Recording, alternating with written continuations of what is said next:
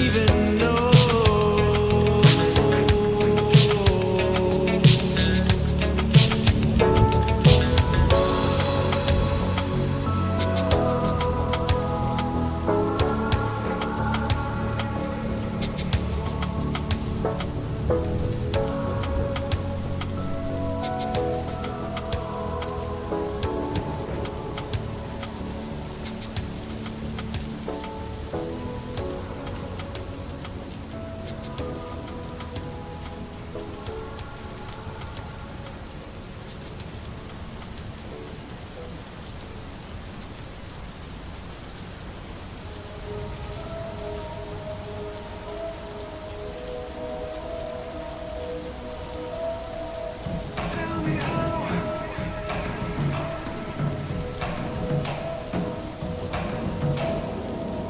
Tell me how, I got nothing to say.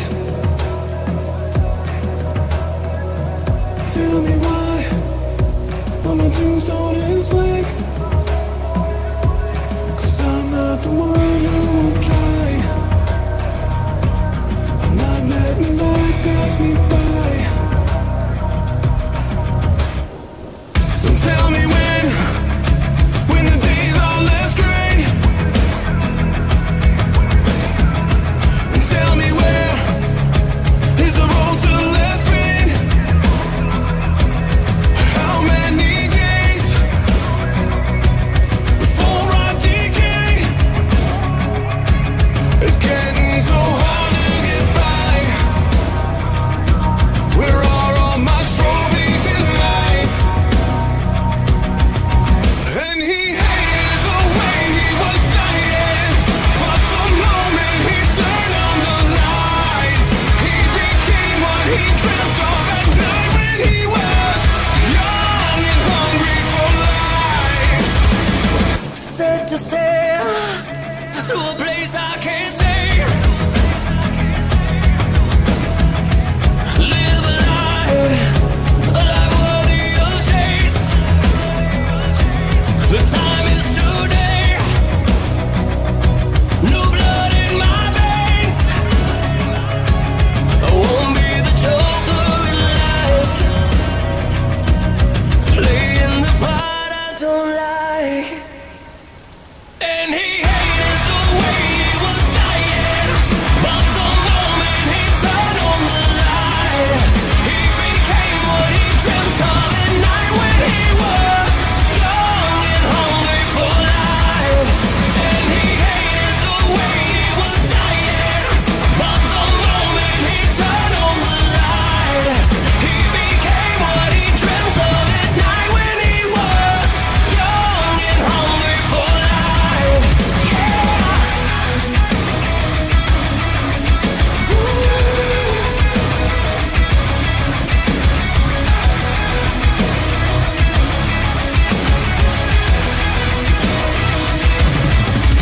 And he hated the way he was dying, but the moment he turned on the light, he became what he dreamt of at night when he was young and hungry for life.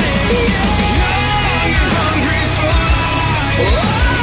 Young and hungry for life. Young and hungry for life. Young and hungry for life.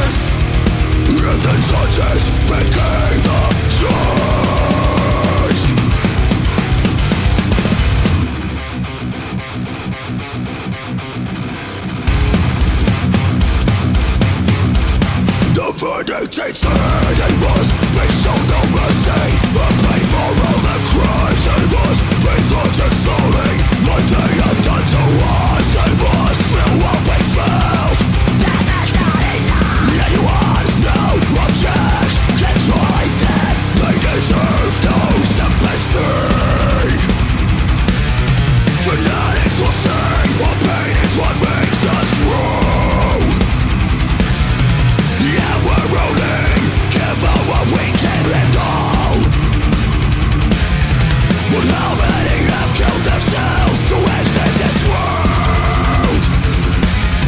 We struggle just to survive with no help from above.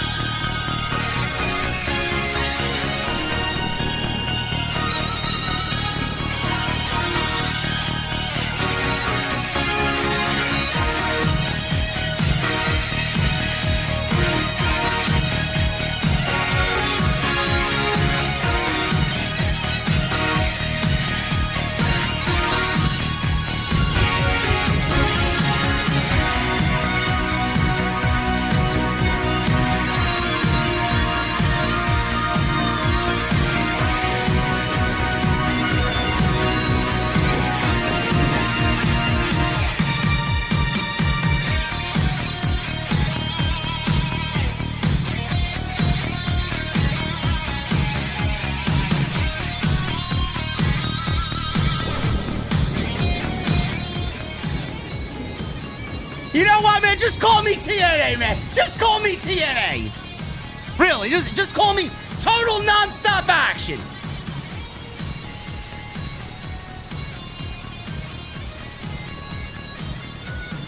Oh, my goodness, man. Oh, my goodness. No, I didn't nail it tonight. No, I'm only nailing your mother. Anyway, listen. Monday Night Raw tonight. In the good old country of Ireland. I love me some Guinness, man. I love Guinness. I got a fridge stocked full of Guinness downstairs in the basement. Finn Balor walks home. Wants a title match.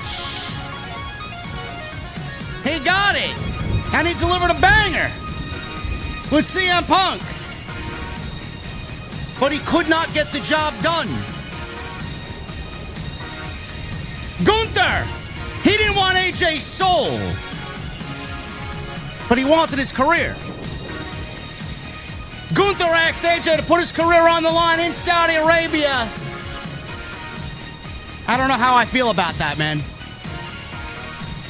And Adam Pearce. What was next for Adam Pearce and Braun Breaker? He wants Breaker to show up next week. He wants to talk man to man.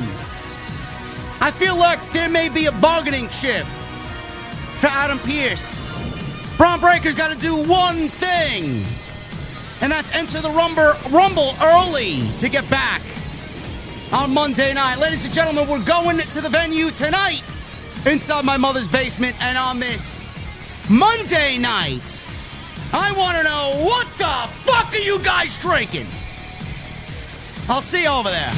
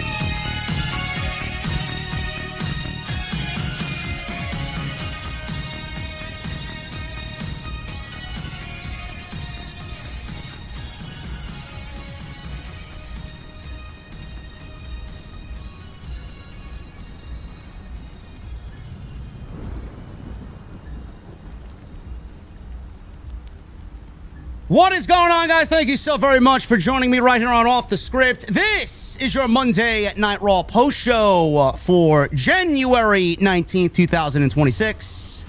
I'm your host, JD from New York, as always, coming to you live from the OTS venue inside my mother's basement. Thank you guys so very much for joining me on this Monday evening, wherever you may be. Thank God this is the last week of WWE having an earlier start time for these Monday and Friday night shows, man. It really has lasted as long as it possibly could, man. I'm ready to get back to normal. I'm getting really tired of watching these shows in the early afternoon to avoid the spoilers, and then you got to go live at some weird hour after nobody clearly gives a shit about any of this because everybody had to watch it early, or you forgot that it was on early and you're not going to watch us here live on YouTube cover the show because you don't want to be spoiled.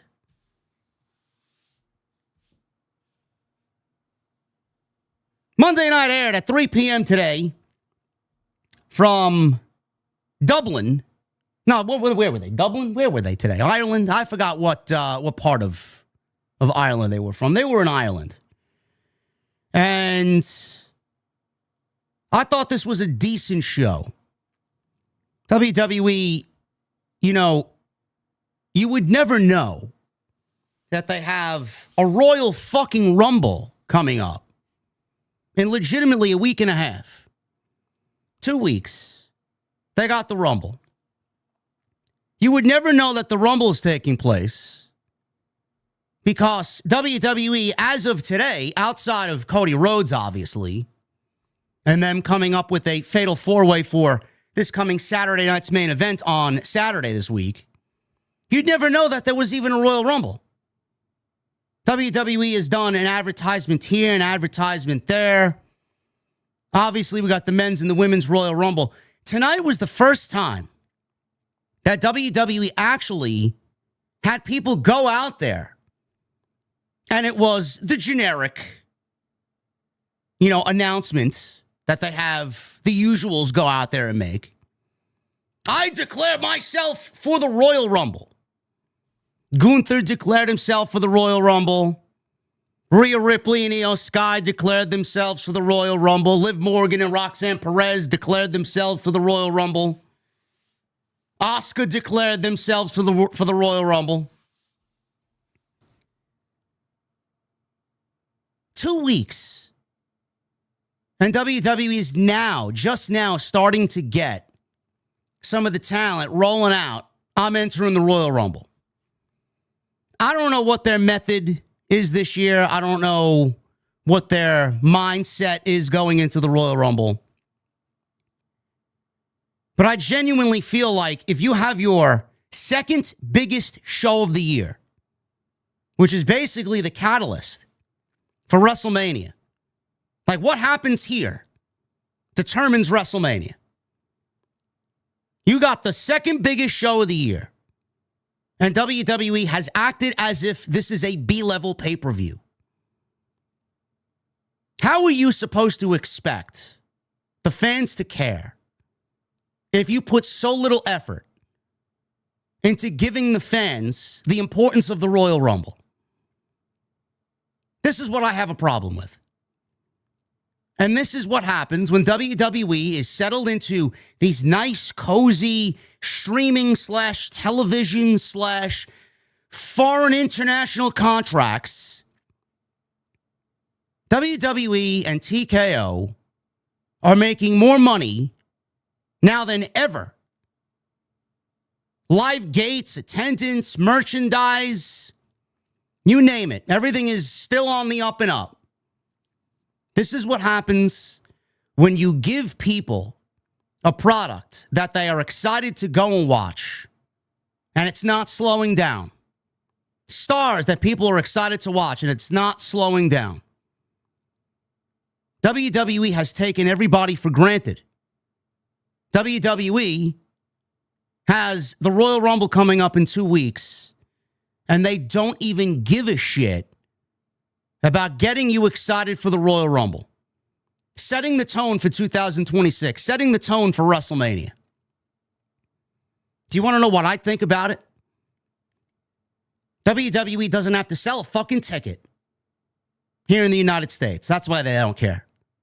WWE does not have to sell a single fucking ticket here in the United States. They know nobody here is going to go travel to Saudi Arabia to go watch the fucking Royal Rumble. They don't have to do anything. You know the Royal Rumble's coming up. You know what the Royal Rumble gives you every single year. Well, we got the men's and the women's Rumble. We'll throw a couple other matches on there and call it a day. It's in Saudi Arabia. We don't got to fucking sell and overly promote the fucking Royal Rumble because it's not happening here. It's not happening in Orlando. It's not happening in Chicago. It's not happening in Los Angeles or Dallas or any of these other major fucking cities. WWE doesn't have to do anything. They know we're not going to travel to go watch this. So they put as little effort into it as possible. But we are the ones who suffer. We are the ones who got to watch the fucking show every single week, and we have to watch them not give you the importance of the Royal Rumble. The Royal Rumble feels like another fucking show. They know they got their money in the bank, and they don't have to do anything because you're going to show up and watch the fucking show. Because it's the Royal Rumble. I don't like that. I actually find that to be a major turnoff. Like, imagine the NFL has the Super Bowl every fucking year and they don't promote the fucking Super Bowl. They don't make a big deal about the Super Bowl. This is a step towards the fucking Super Bowl. This is your NFC championship game. And you're not doing anything to make it feel important. Out of everything that we've gotten so far, the build has just now started to get underway with 3 weeks to go. That happened on Friday. Before then, I didn't even think WWE would realize there was a fucking Royal Rumble. Cody Rhodes was the first person since the start of the year to declare themselves for the Royal Rumble. And that was it. That was it. Then on Monday tonight, we got Gunther. Gunther was the second guy on the entire roster to declare himself for the Royal Rumble. Outside the men, there's nobody else. There's no one else that's declared. 2 of the field of 30 have declared. Does WWE want us to just be in the dark, full of surprises on the 31st when the Royal Rumble hits? Do they want us to know nobody in the Royal Rumble? Only the select few, because they got some major surprises and major plans for us fans. Then for the women, who did they announce? Rhea Ripley, Io Sky, Asuka. How could you get excited about the Royal Rumble if you don't even know who the fuck is in it?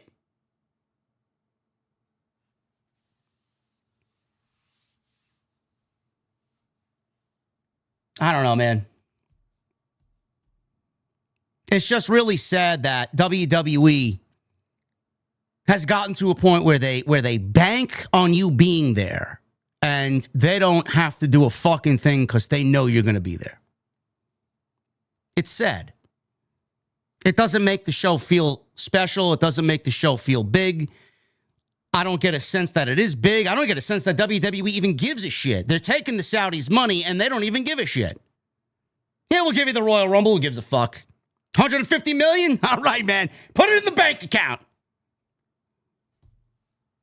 I don't know. Can you let me at least see a little bit of excitement? Can you fuck with me a little bit?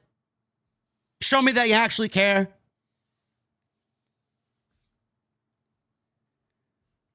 Lyra. Lyra's in the Rumble. Bayley's in the Rumble. It's fantastic. It's fantastic. It's six women of the field of 30 with 2 weeks to go. Great. Monday night tonight, it wasn't a bad show. I said last week, I feel like these international shows, these early shows, WWE doesn't put a lot of effort into these shows. They just do what they got to do. You know, they show up to work, they clock in, they do the bare minimum, and then they go home. It's exactly what they do. This show was centered around two matches. It was Finn Balor and CM Punk for the World Heavyweight Championship. Realistically, the only reason why this match is happening is because, A, CM Punk mentioned Finn Balor as an opponent he would like to face, being back in the WWE, and the fact that this show was taking place from Belfast, Ireland. They figured, let's throw Finn Balor into a World Championship match. It would make for a great environment, and it would get CM Punk some reps before the Royal Rumble. Great. They delivered a great main event. There was no real story going into it. There was no story coming out of it. Balor really being chummy and friendly and respectful towards CM Punk should realistically be looked down upon by the rest of the Judgment Day. The ladies in the Judgment Day, being that Dominic is out hurt, and JD McDonough is out hurt. Balor's the only male in the Judgment Day right now. The ladies might not take too kindly to Finn Balor being the good guy. So hopefully something materializes out of that. But the only reason why this match took place was A, Punk wanted it, and B, Finn was in Ireland. Great TV main event. I thought what they delivered was better than the last time Punk wrestled was Braun Breaker. I thought this was better than Braun Breaker to start the year. I thought this was better than the January 5th main event with Braun Breaker. Excellent stuff. The other thing that they built this show around was Becky Lynch defending the Intercontinental Championship against mediocre Maxxine Dupri. This would be the sixth match between these two ladies. I don't know who asked for it again. After the fifth match, I was over and done with it. But here we are getting another match. WWE gave us 6 matches between these two. Every single one of them has gotten progressively worse. And tonight, more of the same. Becky Lynch retains. The only caveat here with this match is that Natalya turned heel on Maxxine. Nothing was given to us as a setup. There was no hints. There was no could you see it coming type of deal. It just randomly happened at the end of the match, which caused the outcome, and nobody's seen it coming. Now, I don't really particularly sit here as the biggest Natalya Neidhart fan. I was excited to see her bring the low-key legend Natty, the MMA style of Natty, the dungeon Natty, to WWE TV, but I thought that would have been better played as a babyface. Fans just love that shit. A little dose of realism. You get to see who she really is. I think there's just a genuineness to that that would have been relatable to the audience. Instead, they throw her out there in a cold feud with Becky and Maxxine. She costs Maxxine the match, and then we're supposed to care about why she turned heel. She hasn't even been presented on television. She hasn't even been a factor on television. I don't even remember the last time I saw Natty on television. We've seen her in vignettes training with Maxxine Dupri. Yet they are asking us to care about Natalya and why she turns heel. I'd love to care, but I'd also love to see her on television to maybe telegraph the fucking heel turn and give me a reason to fucking care about why she turned heel. I think WWE already dropped the ball on that. There was a very good six-man tag team match with The Vision. Austin Theory, Bronson Reed, and Logan Paul against the Luchas. Penta, Rey Mysterio, and Dragon Lee. Austin Theory, the reason why he joined the Vision became abundantly clear tonight. He will be the new eater of pins. In the Vision, we've been anticipating this. He finally got his Vision papers. Finally, he's now official. He's now officially a part of the Vision. He lost. He is there for that sole reason, and he went out there and did his job. I thought it was a great tag team match. Adam Pearce is involved with the Vision. I'm really liking this. I'm liking Pearce involved with the Vision. It gives them a reason. It gives them a little bit more of a edge because they are defiant against management, especially after last week where Adam Pearce and Braun Breaker got into it. Paul Heyman looked from the sidelines and said, well, you want to suspend my guy, but from my vantage point, it looked like you put your hands on him first. So that was the big story coming into tonight. Braun Breaker wasn't there. He's suspended. But during the show tonight, Adam Pearce, he looked at Paul Heyman and said, I want you to tell Braun to come to the building, to come to Raw next week. I want to talk to him man to man. I want to lay this out. I want to discuss this like two adult men. And I want to make a business proposition of sorts to maybe get this settled. So right now, he's still suspended. We got the Royal Rumble coming up. How do you fuck over the main dude in the Vision? You put him in the Royal Rumble. Where do you put him in the Royal Rumble? You put him at number 1. You give him a low number, and you have him go through the entire field of the Royal Rumble. You want to go to WrestleMania, you got to show me you got a winner from the number 1 position or number 2 position. That's what I think they're going to do.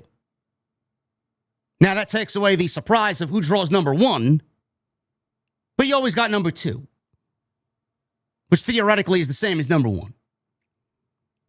But I think that's what they're going to do to get him back on television. He could come back. He could be in the Rumble. You got to enter a number 1, though. Which, if he wins at number 1, I mean, I'm not really big on Braun Breaker winning the Royal Rumble nowadays. I'm not. I don't really care to see him and Punk again in the main event of WrestleMania. I don't really care to see that. I'm kind of past that. I'm looking for bigger and better. But I think that's where they're kind of leaning for this Braun Breaker and Adam Pearce dilemma that we've now come out of last week's show with, coming into this week with him still suspended. How do they get him unsuspended?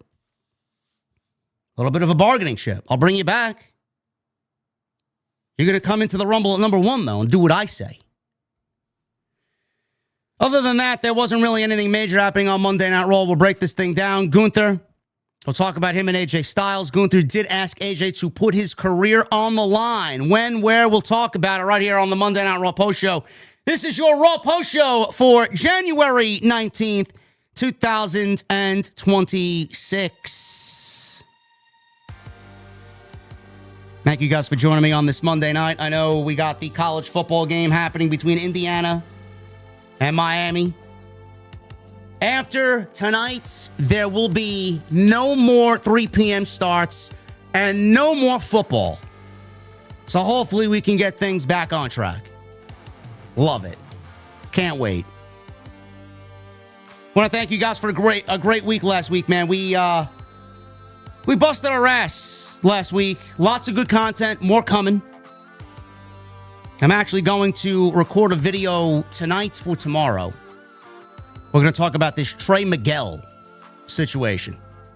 Apparently, AEW signed the Rascals. Trey Miguel, Myron Reed, Zachary Wentz, and Desmond Xavier, the former Wes Lee in WWE. Trey Miguel was released. They released Trey Miguel after signing all 4 Rascals. This was after Trey Miguel also tweeted that the Rascals were coming to AEW. They debuted on Collision, minus Miguel, and they were a threesome and not a foursome. We are going to talk about this because people need to understand what exactly happened, and you're not going to hear it from the pro wrestling media. And I have it within my good word that whatever you heard today is complete bullshit. It's not a mental health problem.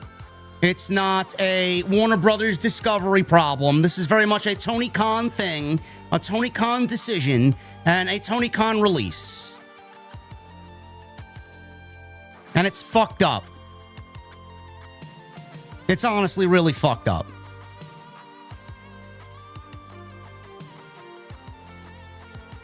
I want to thank my brother for allowing the usage of his new song tonight. You guys heard it in the intro of tonight's video. And my brother Legionary has got some new music out. It's going to be released March 6th. If the judges became the judged was the name of his new single today. He released a lyric video for it on his YouTube channel. Go search Legionary Band. It'll be the first thing that shows up. Go leave a comment. Tell him how much he's fucking great at what he does. That's not even the best song of the album. He's got an 11-minute song off the album, and it's easily one of the best things he's ever written. 11 minutes. Story Without Closure is the name of the final track on the album. It's 11 minutes. And in my opinion, the most brutal thing he's ever written, and the best guitar solo from our guy, Tony. And if you guys want to know about Legionary, my brother enlisted Chris Clancy from Mutiny Within, As I Lay Dying. He's the backing vocals to As I Lay Dying and the frontman for Mutiny Within. As you guys know, we play a lot of Mutiny Within on this channel. You guys know Circles? That's him. So he's got him, and he's a fucking great vocalist, man. He's so good. He's one of the best voices in all of heavy metal. Such a talented guy. He produces music. He's got a great singing voice. So my brother's got him singing on the entire album. Our guy, Tony, lead guitars from Condition Critical. You guys know Condition Critical. We also play them quite often on this channel. Lead guitars. He's one of the best unsigned talents in the entire United States for what he does. So this is like an all-star team here. You know? It's an all-star team. My brother's got some great music coming out, so go and support. So you guys will definitely hear some of that. And you'll be hearing more of it right here. Tomorrow night, Tuesday Night Titans, episode 130. Should be a good show tomorrow night. Gonna get you guys ready for Saturday night's main event. We're gonna bury TNA's AMC debut, because I know we both did that individually. And I'm sure it's gonna be even more entertaining when we get together and do it together. So make sure you guys tune into that. We got some great content coming up as well.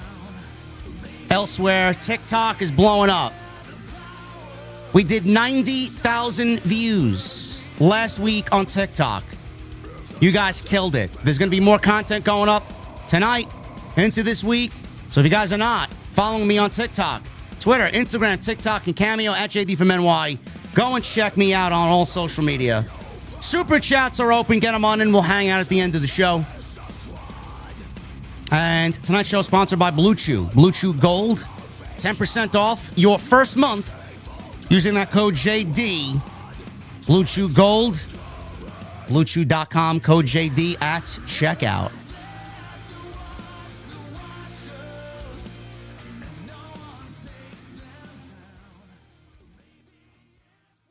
Trey Miguel said he wanted a break. Sure. Did he want a break when he signed the contract? Did he want a break when he put pen to paper? And when he tweeted out his excitement that he was going to AEW? Or did he want a break because either A, the sickos uncovered something and let Tony Khan know, B, Tony Khan found out what was going on and didn't know when he signed him and then made the decision to release him, or the story that I'm hearing a lot of people run with is that MJF used his political power to get this guy buried and get him released because Trey Miguel used to date Alicia Atout, who's now MJF's wife. Either way, it's a fucked up situation. And if any of those things happened, then the company should be ashamed of themselves. Monday Night Raw. Let's get into tonight's show. We start things off with Gunther. He got some nice heel heat in Belfast. Starts things off. Show a replay of Gunther tapping out on purpose last week and slapping AJ's ass in a very sly and very sneaky way. Where the referee did not see it. The referee was out of position. Gunther used his ring IQ, his ring acumen, and he beat AJ Styles. Doesn't really make AJ look good because AJ let go of the hold without hearing an official word from the referee. But AJ released the hold last week. Thought he won the match. Referee had to tell him no, there was no tap out. Even though there was, we saw it. He didn't see it. AJ felt it. Referee's not going to go with AJ because the referee didn't see it. Low blow, powerbomb. AJ loses like a geek. So we saw a replay of what happened last week. Michael Cole even admitted tonight it was a brilliant move. It was. It shows you how smart Gunther is. He was thinking 2 steps ahead. Gunther entered. He was booed. He was greeted with chants of, you tapped out, you tapped out. We're still doing the Jey Uso, you tapped out deal, huh? We're going into WrestleMania 42. And these fans are still chanting about what happened at WrestleMania 41. Gunther entered. He was booed. Gunther said Styles made a mistake last week by being singularly focused on trying to make him tap out. He was in the ring with the greatest wrestler in the WWE, the greatest Intercontinental champion of all time, a 2-time world champion, the man who retired Goldberg, and the man who made John Cena tap out like a little bitch. I mean, I don't really see any lies there. Is he the greatest wrestler in the company? I would probably say yes. Honestly. Is he the greatest Intercontinental champion of all time? Yes, he is. He is. His success would lead him straight back to the world title. And I'm declaring myself, he says, for the Royal Rumble. Good. As he should. AJ Styles comes out. Big reaction for AJ. Styles knew Gunther wanted to move on, but Styles is not going to let that happen. Styles did not want to move on. Styles knows he got fucked over. Styles challenged him to a rematch at the Royal Rumble. Now, we all feared that this may be where the match takes place. A series of matches. Fans actually cheered, even though he didn't make the challenge for tonight. So, even though people probably would have loved to see them wrestle again tonight, AJ wanted the match at the Rumble. Gunther said he would win the Rumble and didn't plan on pulling double duty, so he said no. Well, tough shit, Gunther. You're going to be wrestling double duty, bro. Styles accused him of being scared. Styles said Gunther didn't beat him. He beat himself. Styles then shows him no mercy when he should have ripped his leg off. Gunther tapped out like a little bitch, and he's not admitting he did. Styles accused him of being scared, and then the crowd chanted, little bitch, little bitch. Gunther says he proved he was the better man and the smarter wrestler. There was no incentive to do it again, so his answer is still no. The crowd kept chanting, so Gunther returned to the ring. Fans started chanting and yelling that Gunther was a wanker. Gunther had no idea what was going on here. Tried to settle the crowd down. He says he would only agree to a rematch if Styles puts his career on the line You want a match with me? There's only one way that I will agree to that, and that is if you put your career on the line. Gunther told him that he's going to have to think about it, because if that is the hill that you are willing to die on, then you better know what you're going to get yourself into. And I want that answer by the end of tonight, is what he told AJ Styles. So we left AJ there in the ring contemplating this challenge as he walks away.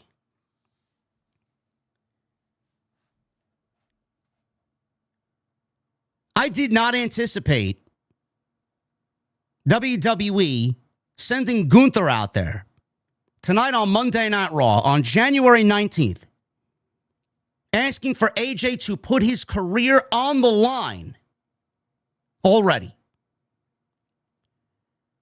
Now, I don't remember when the report came out a while back. AJ and the report, something along the lines of AJ had up until, I would say, February or something around that time period. It was before WrestleMania, March, that AJ would have his WWE contract coming due. It was definitely before WrestleMania. If that report is true, then I can see WWE wanting to do this match and getting it out of the way. Because their sole priority here is not AJ Styles. It's Gunther. And getting Gunther the maximum amount of heat. And if that's possible here by beating Goldberg and beating Cena and then retiring AJ, I mean, those are three legends right there. They may run with that for whoever is next going into WrestleMania. But the only holdup that I have here is I don't know why. Now, we don't know if WWE's approached AJ at all. And I don't know why AJ would want to end his career at the Royal Rumble. And why he wouldn't want to sit down with WWE, or at least go to WWE to work out some sort of mini extension so that he may retire at WrestleMania. Gunther versus AJ Styles, with Styles putting his career on the line if he doesn't beat Gunther at the Royal Rumble in Saudi Arabia, sounds fucking awful. Genuinely. Do you want to retire in Saudi Arabia? Or do you want to retire at WrestleMania? It doesn't even make sense to me. Like if that's my career, why would you want that? I just find that to be ridiculous. No extension till WrestleMania from Styles, wanting that from Styles. Or WWE to extend that to him. To retire at the Rumble in Saudi Arabia. Well, who would want that? AJ cannot win. What would winning do? Why would we want to beat Gunther? Gunther should not be losing for the entire year. Especially after retiring John Cena. Why would you want Gunther to go into a match to lose? If Gunther loses, it defeats the purpose of this entire feud. You can't have him lose. Losing is not an option for Gunther. If Gunther loses, it's over. I don't care to see this again. But if AJ loses, now his career is over. Something's got to happen to a point where we get a no contest. AJ cannot end his career at the Royal Rumble. AJ cannot end his career in Saudi Arabia. If you want this to go any longer, stretch it out. Gunther Styles at the Rumble, from the Rumble going into WrestleMania. Gunther Styles WrestleMania. That's it. That'll be the third and final match. Can WWE stretch it out that far? On paper, it sounds like a tall task. This company can't book fucking week-to-week television anymore the way that they used to. Sitting here and asking them to take AJ and Gunther from January 19th till April 18th and 19th at WrestleMania. That is almost an impossible fucking task. What do we do? End it now or end it later? I don't want to see this end in Saudi Arabia. I don't want to see AJ's career end in Saudi Arabia. Something has to happen to a point where we get it extended. Styles and Gunther is more than sufficient for WrestleMania. Absolutely a WrestleMania match, especially with something like that, which boggles my mind because WWE laid that out here going into the Rumble. It would be stupid for them to do that again going into Mania. So it makes me think the fact that they already laid out what the biggest caveat of this feud was, now that it's going to end now. And that they'll probably move Gunther onto Lesnar at WrestleMania, which I would have done it a completely different way, honestly. I would have had Gunther and AJ extended through WrestleMania season, culminating in a match at Mania. I would have had Gunther on the road to WrestleMania during the build of WrestleMania, lay out what he laid out tonight to AJ. That should have been the big hook for their feud. Seriously. They gave it away. AJ and Gunther, WrestleMania. Lesnar, what do you do with Lesnar at WrestleMania? Obafemi. Now I have a feeling that WWE is going to retire Styles at the Royal Rumble. He's going to go on to free agency. Maybe he gets a final run in TNA. Maybe he goes to AEW. I can't imagine if AJ and what he said is legit, why he would go to AEW. He already said to everybody he wants to call it quits before he embarrasses himself any further. That doesn't mean jump to AEW. To do what? Maybe he gets a final run in TNA. They could certainly use him. They already teased something between him and Frankie Kazarian on Thursday. I just find it very confusing that WWE laid this situation out the way that they did. It makes me think that Gunther is legitimately going to end AJ Styles on January 31. It looks like WWE may be going back, and this is not the first time I've said this, WWE may be going back on their original plans that they had 2 years ago. It was supposed to be Gunther and Lesnar at WrestleMania. Those plans got fucked because Lesnar was named in the Janelle Grant lawsuit.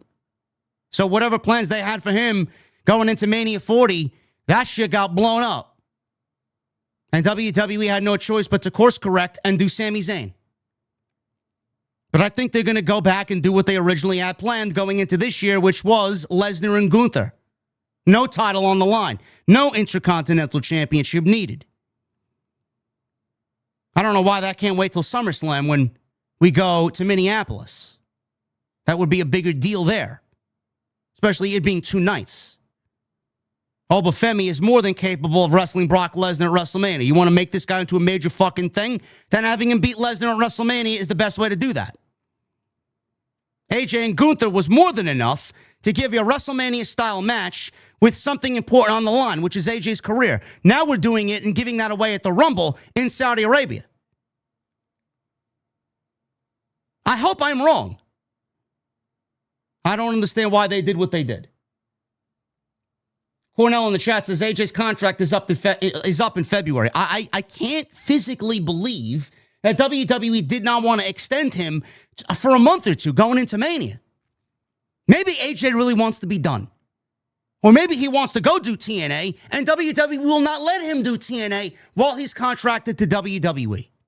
Or at least the way that he wants. Sign there for the rest of the year and retire in TNA.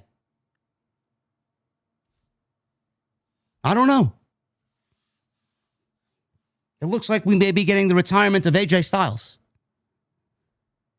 Cena, Hiroshi Tanahashi, AJ Styles, all in the span of 2 months. Megadeth is releasing their final album next year. Dave Mustaine is finished. Everything that you've come to know and love over the last 20 years is going away. We'll see what happens. Natalya, she approached Maxxine Dupri as she was warming up backstage. Maxxine was thrilled to see Natalya. We haven't seen Natalya in many, many, many weeks. Natalya wanted to be in Maxxine's corner against Becky Lynch, and we did not get a replay of what happened last week where Becky cheated to win by holding the bottom rope in a leverage pin. Maxxine was happy to hear that Natalya wanted to be in her corner. Becky cut a promo during the commercial break. She was happy to be back and be reminded of why she left. The weather and the food were awful. It was fine for the locals, but she was rich and famous. Her stepfather was actually there, but he was smart enough to move to Dublin and get out of Belfast. She knew they were going through hard times, so she offered to be their hero. Unlike Rory McIlroy, she wouldn't lose on the final hole. She was the greatest of all time, and everyone was saying it, including America. Becky is even a heel in her home country. You gotta love it. Becky and Maxxine, number 6. I am genuinely floored we even got to 6 matches here. You talk about stretching that rubber band as far as it could go. Man, that shit broke 2 months ago. WWE still somehow pulling. In fact, Becky Lynch, has she even wrestled anybody in a singles match outside of Maxxine Dupri? Genuinely. When was the last time Becky Lynch had a singles match against anybody else? Was there anybody else? Someone look it up. Someone look it up. Maxxine had the advantage early. Becky Lynch quickly takes control. We're going to a commercial break because that's what they do. 90 seconds in, it's WWE's thing. Apparently, there was a report that WWE wanted to take less commercial breaks. I don't know if you guys saw this report. I'm sure we're going to talk about this tomorrow on TNT with the Solid Monster, but apparently WWE has listened to some of the criticism as far as too many commercial breaks during Monday Night Raw. Since WWE debuted on Netflix in 2025, a main complaint from viewers was the heavy number of ads during the show. WrestleVotes reported this week on Fightful Select that a decision was made to reduce commercial breaks during Raw from the planned 12 per show down to 10, which was implemented this past week. It wasn't specified if the breaks will be longer as a result. Did you guys get a sense of less commercials? I didn't really feel a difference, but I'm wondering if you guys felt a difference. Let me know. So we come back after the break. Maxxine is in control. Clothesline, boot, big corner splash, boots in the corner, fisherman suplex. Maxxine eventually drops her straps and hit a big leg drop on Becky Lynch's back for a 2 count. Maxxine, she's got this thing where I don't know what it is, whether it's a step-up kick or a drop kick or a super kick of sorts. She seems to miss the mark, and she missed the mark on all 3 of her kick attempts tonight against Becky Lynch. The camera work covered for it, and you couldn't really tell by the way they shot it, but you could physically see her not even touch Becky Lynch in some of these spots. I don't know if it's a coordination issue. I don't know if it's just being out of place issue. I don't know.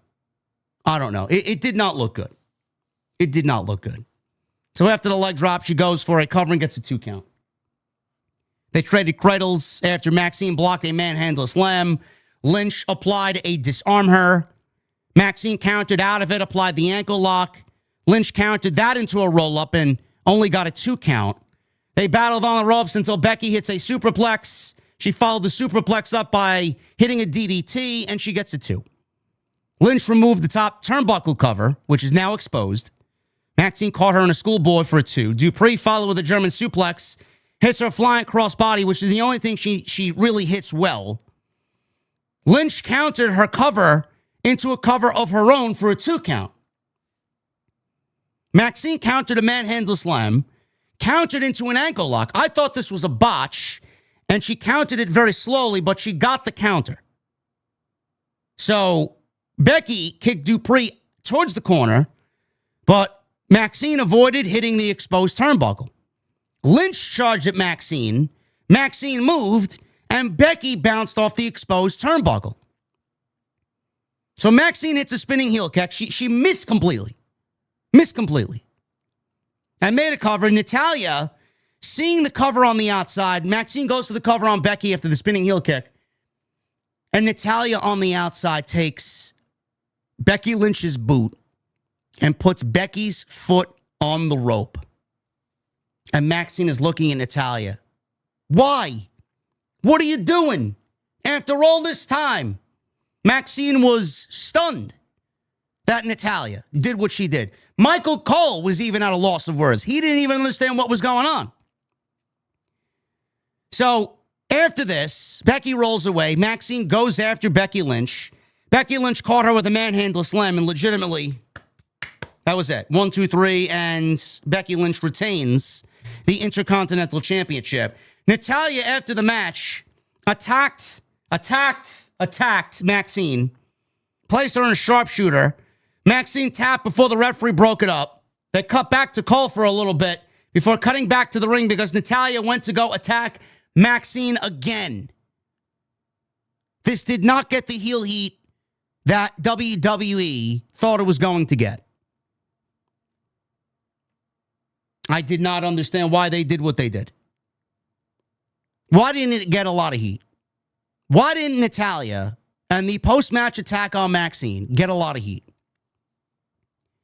Well, let's take this step by step. Even though Becky is in her hometown of Ireland, or home country of Ireland, she came out and cut a heel promo in front of her own people, cutting them down and calling them poor, saying that she's a movie star, she's Hollywood. This is why she moved out. The food sucks. The lifestyle sucks. I moved out. It's the best decision I've ever made. She cut a promo, heel promo, in front of her home country. So they want to cheer Becky because she's from Ireland, but Becky doesn't want them cheering her because Becky's the heel. On the flip side, Maxxine's got no equity with this audience. People respect Maxxine for getting a little bit better in the ring, but Maxxine hasn't developed the equity between what she does and the viewer. She hasn't gained a lot of respect from the wrestling fan. She's just Maxxine Dupri, who everybody knew was going to lose tonight's match to Becky Lynch. Mixed with the fact that they have Maxxine training in the quote-unquote dungeon, and they have Maxxine training in these vignettes with a shadowy Natalya, who we haven't seen on television in God knows how fucking long. The same Natalya that was out there in Maxxine's corner wearing her pink and red or whatever the fuck she was wearing. She was very Natalya. And then she turns heel. Turns heel after months of not being on the show, not being a factor for years in this women's division. What did WWE expect, even from an international hot crowd like Ireland? You can't get away with this type of shit even in front of the hottest audiences. These are the type of people that are going to let you know what they like and what they don't like. Sometimes they let you know what they don't like by being very vocal. Sometimes they let you know that they don't like it by not doing anything at all. And that's exactly what they did.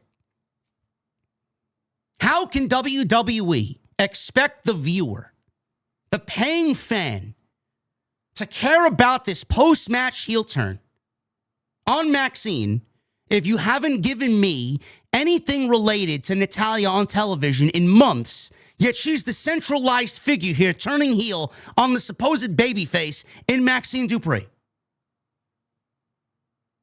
Bro, that shit went over like a fart in church. Absolutely fucking zero heat. And it's not going to get any better when WWE comes to the States. Here in front of one of the hottest crowds on the entire tour, and it got no reaction. What do you think WWE fans are going to do here? They're going to give you the same reaction that Ireland did. And I don't give a shit reaction. Maybe next time if you want to play something out, have the fucking one turning heel on TV building up to something, telegraphing it in some sort of way so that we can at least anticipate it. We all anticipated Nikki fucking Bella going heel, but the heel turn here for Natalya, absent from television, you expect me to care. And Nikki Bella was on television, and it was telegraphed, and you saw it coming from a mile away, and people still didn't give a shit.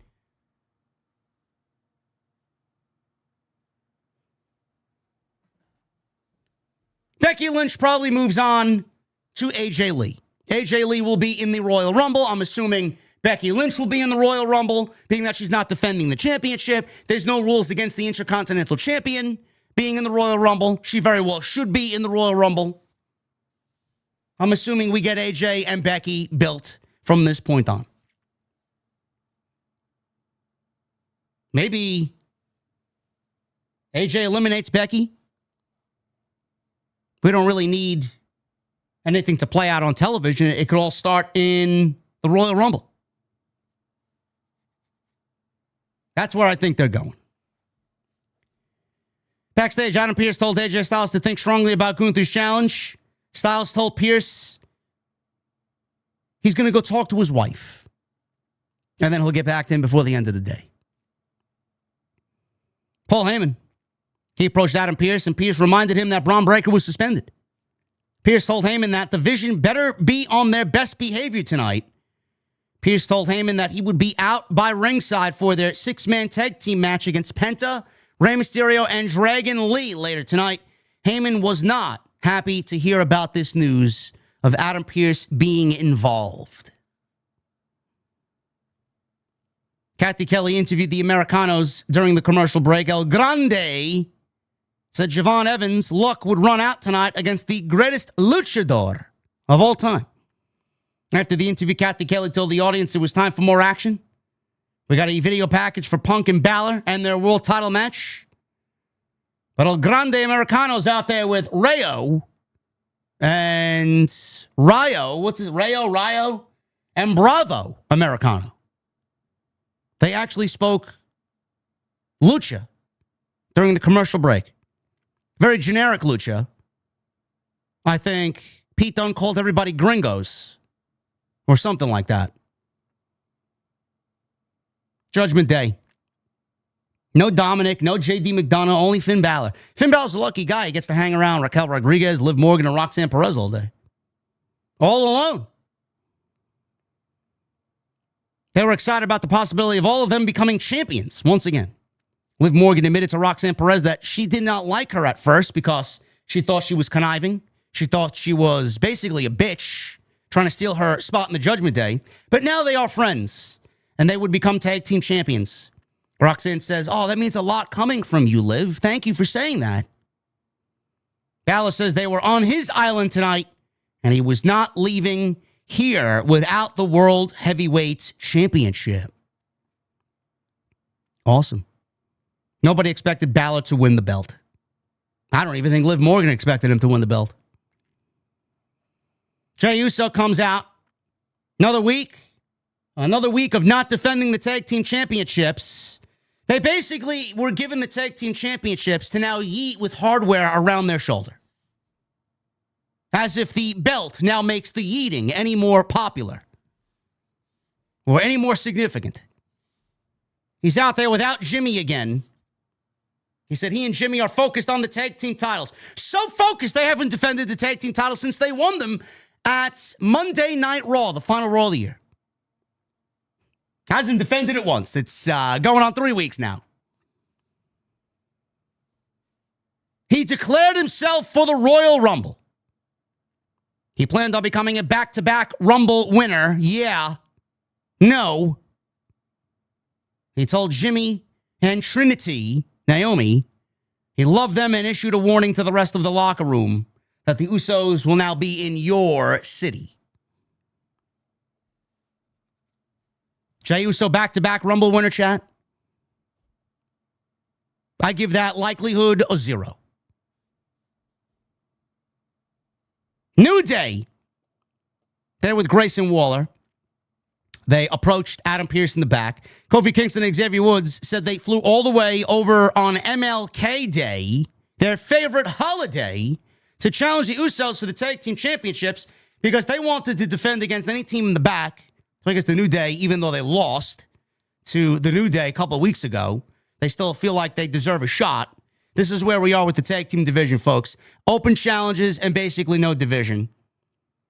They want a shot at the tag team titles, but instead, Jey was out there declaring himself for the Royal Rumble.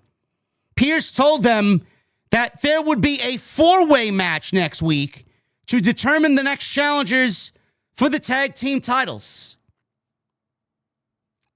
Do you want to know what the teams are? Apparently, the teams are the Creeds, Alpha Academy, the New Day, and the Americanos. That is your fatal 4-way. That is your Raw tag team division. And there are people in this company that don't think that that division needs any help. Just by the looks of it, I'm going Creeds. It's the best team that should win there. As if that's going to get any fucking heat. They haven't been on television since fucking July. God, that division is fucking terrible. Isn't that division fucking terrible? What are we doing when the best your division has pukes up Tozawa and Otis and 2 guys who were a great tag team now are wearing lucha masks, parading around as cosplay luchas?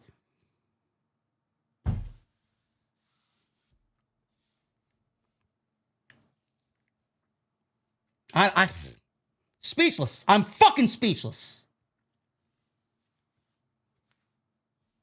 I don't even know why you have tag team divisions on Monday Night Raw. Why is there even a division? Holy shit. Can someone remind me why the Lucha Brothers not getting back together again is not happening?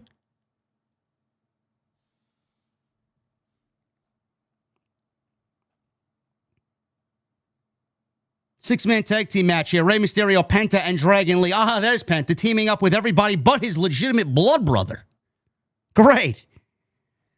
Rey Mysterio, Penta, and Dragon Lee versus Logan Paul, Bronson Reed, and Austin Theory. I have a theory. I do. The show has not been good through this first portion of the show. Adam Pearce was sitting ringside to watch the match because the Vision had to be on their best behavior. They can't be naughty boys out there. Logan got a lot of heat. They actually came out to his theme music, which is one of the better themes in WWE. Mysterio got a big reaction. Penta got a nice reaction. There was a big dive across the aisleway onto all of the Vision by all of the Luchas, and we go into a commercial break. Mysterio hit Logan Paul with an Asai moonsault. Penta and Dragon Lee wiped out Reed and Theory with their own flip dives. The Vision took control during the break when Bronson Reed clotheslined Dragon Lee from the apron. Theory distracted the referee so that the Vision could take advantage. Come back from the break. Dragon Lee avoided a Reed leg drop, but Reed knocked Mysterio and Penta off the apron before he could get a tag to either one of them. Reed hit a power slam. Mysterio and Penta broke up the cover. Dragon Lee avoided a senton, and Bronson Reed gave him his last rites Thank God he missed. He would have been squashed like a bug. Theory tagged in. Dragon gave him a Hurricane Rana. I will give Theory credit. He's a great seller. He makes everything look that much more impactful. So, Theory on the Hurricane Rana here. He is down, and he makes a hot tag, does Dragon Lee to Rey Mysterio. Mysterio kicked Theory's leg out, and he hits a Hurricane Rana and then 10 punches in the corner on Theory. Theory blocked a 619 attempt. Penta made a blind tag, hit a Penta driver, which looked like it fucking sucked on Austin Theory. I thought he was going to drop this fucker right on his head. Reed broke up the cover. Everybody's in now, trading big moves. Mysterio tried a sliding baseball dive to the outside, but Logan caught him and bounced him off the barricade. Dragon Lee and Penta took out Logan with double baseball slides. Penta and Dragon Lee take out Reed with super kicks. Then Lee wiped out Reed with a big dive. Theory gave Penta a package neck breaker for a 2 count. So Heyman jumps on the apron now, knowing that Adam Pearce is outside watching this match. So Pearce goes over and yells at him, which also distracted the referee. So Heyman tried to distract the referee by jumping on the apron. Adam Pearce is now yelling at Paul Heyman, which distracted the referee even doubly so. Pearce showed the referee that Logan handed Theory brass knuckles during this entire melee. So Adam Pearce goes over and takes the brass knuckles away. Heyman got too close to Pearce, so Pearce backed him up on the ramp. After all this arguing, the brass knuckles were left on the apron. Mysterio grabbed the brass knuckles because the referee still wasn't paying attention. Logan tried to warn the referee. This distraction with the referee's back allowed Mysterio to punch Theory in the face with the brass knuckles. Penta super kicked Logan and gave Theory a Canadian destroyer for the 1, 2, 3. After all that, Austin Theory gets the pin, loses. The Theory fall victim and lose on Monday night. This was actually a very fun tag team match. I enjoyed this. I thought this was fun. I thought the angle with Adam Pearce being out there after what happened last week, it was only right that he'd show up and want to be visibly present for the Visions match. I like that aspect. I like the fact that he's getting involved, and I like the fact that he's really kind of using his authority to make sure that they play by the fucking rules, fair and square. And he saw the knuckles come out, and he blamed Paul Heyman for it because Paul Heyman's just going to allow his guys to do whatever they got to do. And Rey Mysterio took advantage of all this nonsense. So I thought this was good stuff. It went 15 minutes. Really fun match. The crowd seemed to enjoy it. Austin Theory obviously, predictably, takes the pinfall loss here because he's been added to the Vision so that they have someone else that can eat the pinfall because they're not going to beat Logan Paul. They don't want to beat Bronson Reed. And they're certainly not going to pin Braun Breaker if he's being discussed for a main event of WrestleMania. And if he's going to have a big rumble, you don't want to end up beating him either. So they needed to add someone to the Vision so that he could take the losses if they need to lose. Which is not going to make the group look good, and it's not going to make Theory look good, but better than Logan Paul, Bronson Reed, or Braun Breaker, I guess. CM Punk. Jackie Redmond interviewed CM Punk. Punk got a big reaction, even though it was definitely going to be him working as a heel in Ireland. Redmond asked how Punk would deal with facing Balor in Ireland. Punk says he would deal with it by being the best in the world. He was playing an away game, but he wanted the game on his stick in overtime. This pressure is what he wanted to prove, and why he wanted to prove he was the best in the world, not just in the United States. That same pressure made him the best in the world, and it would break Finn Balor. CM Punk is great. Always one of the true highlights of the show. Heyman approached Adam Pearce in the back. He said Pearce was the best GM in Monday Night Raw history, but we'll miss him when he's gone. Adam Pearce asked if that was a threat. Heyman said no, but he left as Adam Pearce took a phone call. Heyman advised him to take the call when he saw the name show up on his phone. Who called Adam Pearce? Was it Triple H? Was it Braun Breaker? I don't know. Is that the next mystery in this storyline? So we got a couple of different aspects here. Adam Pearce, is he going to be reprimanded for what he did last week? According to Paul Heyman, he put his hands on Braun Breaker first before Braun Breaker touched Adam Pearce. Now this week, who called Adam Pearce? Because what we got next is Adam Pearce wanting to talk to Braun Breaker next week. I'm genuinely curious if they divulge who was on the phone and who facilitated this next step to getting Pearce and Braun Breaker in the same building, in the same room, to talk man to man. Is that something that's going to be important to the story? Or is it something that is just simply there to create intrigue and WWE's not going to follow up on it? But it's got everybody talking. Who called Adam Pearce? Who was Adam Pearce speaking to?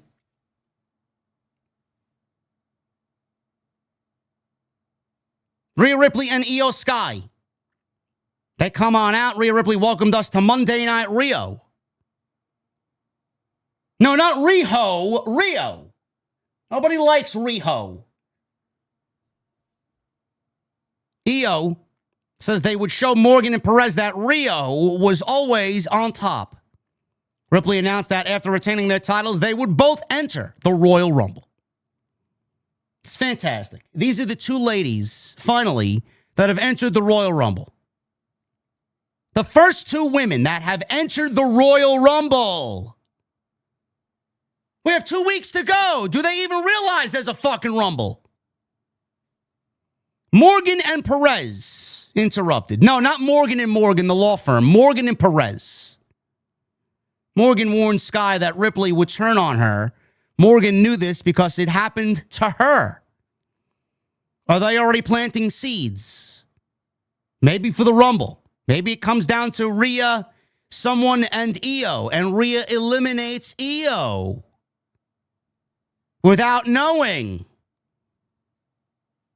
Or maybe she does it purposely and Io doesn't know. It's going to be interesting. Will WWE be following up on the fact that Rhea and Io are tag team champions, but come the Rumble, it's every woman for themselves? Morgan laughed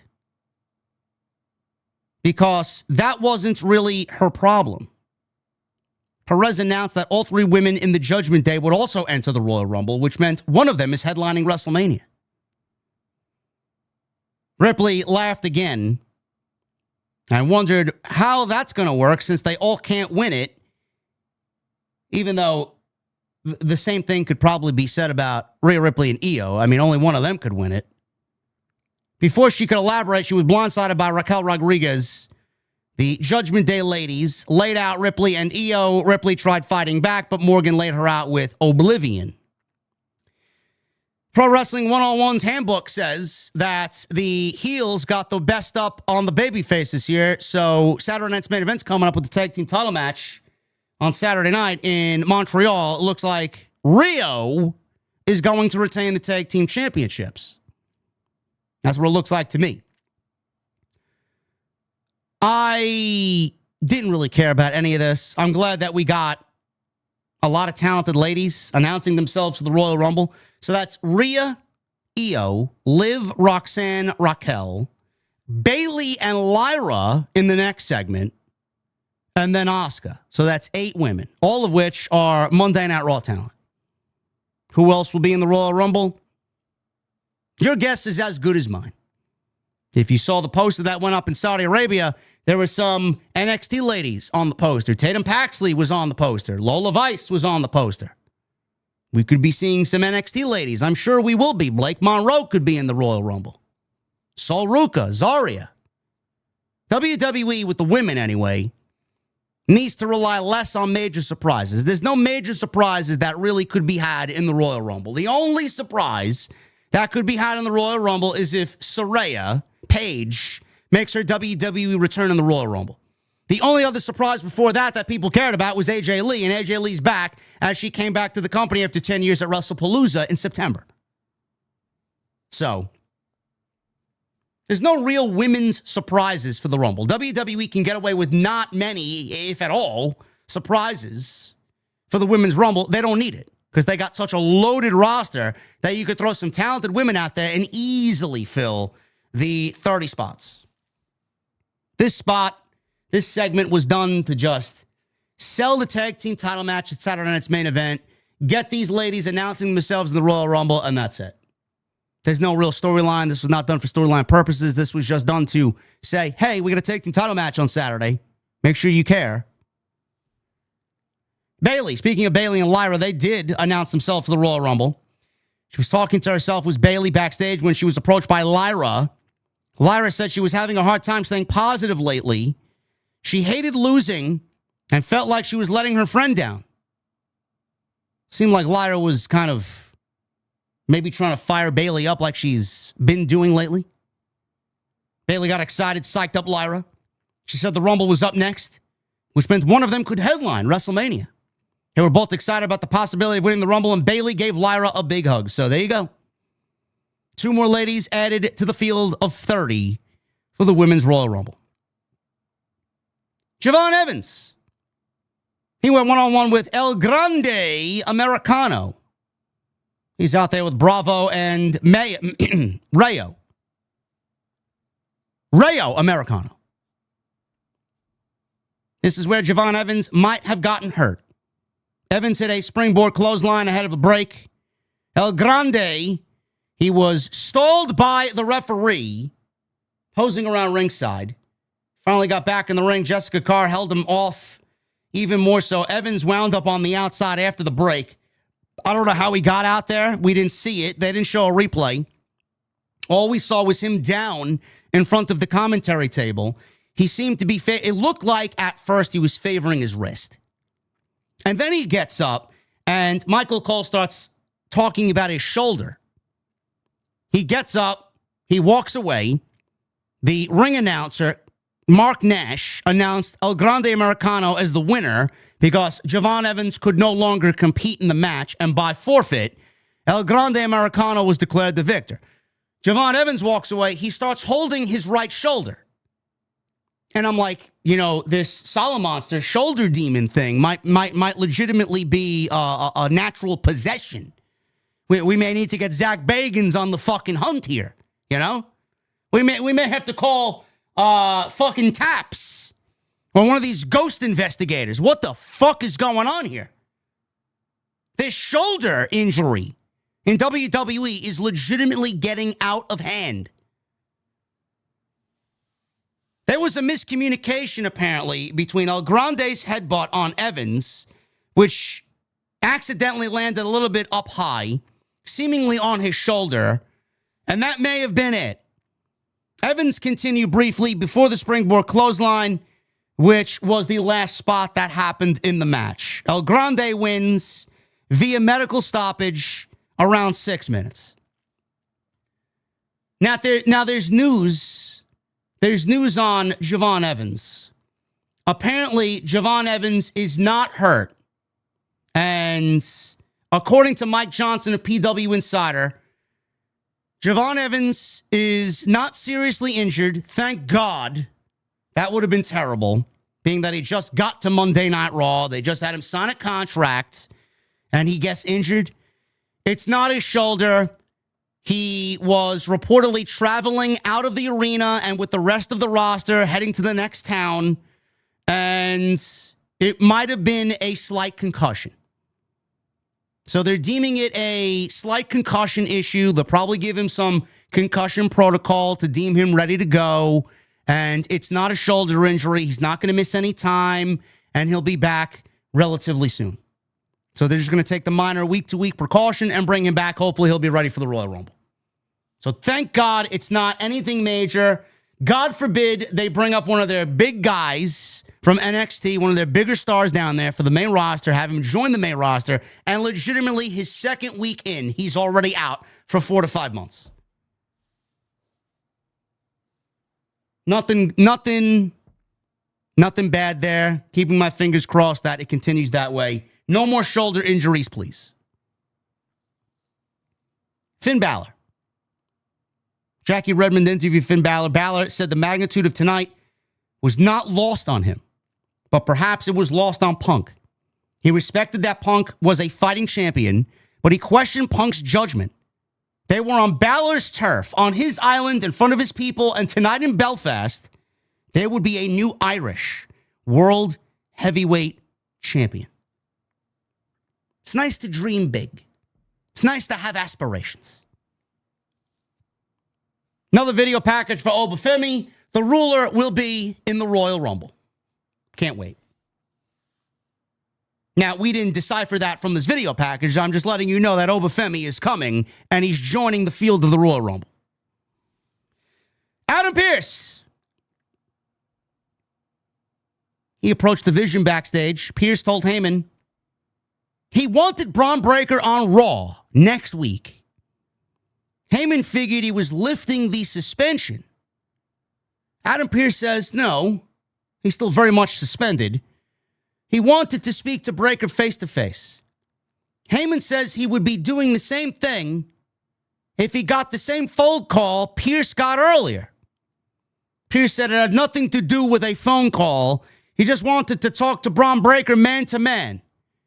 Heyman was very dismissive and told Pearce to be on his best behavior. Now, again, I don't know if this mysterious phone call is going to come into play and be a aspect of this storyline. It very well could be. Or it could be something that WWE just added as a layer of intrigue and they're not going to really go anywhere with it. I don't know.